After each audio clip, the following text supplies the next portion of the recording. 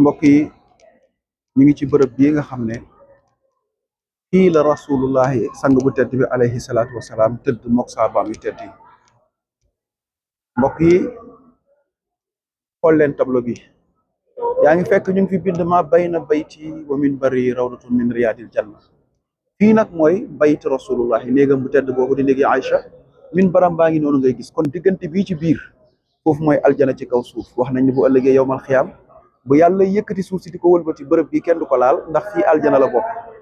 waaye mbokk yi Aboubacar Sadiq tëdd nii dendeeg Seydina Omar rasulullahi alayhi salaatu wasalaam nekk ci seen diggante. mu ngi noonu yéen a ngi ànd ak Jolof Jamra Voyage.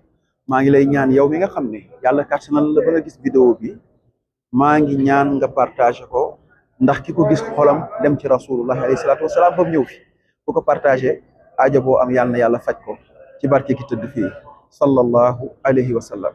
assalaamu alayka ya rasulallah, assalaamu alayka ya Aboubacar Sadiq, wassalaamu alayka ya Omar ibnu Khattab, assalaamu alayka ya xayri xalqillah, assalaamu alayka ya Muhammadu rasulullahi, assalaamu alayka ya Mustafa allahi, assalaamu alayka ya Yasin, assalaamu alayka ya Taha, assalaamu alayka ya xayri xalqillah.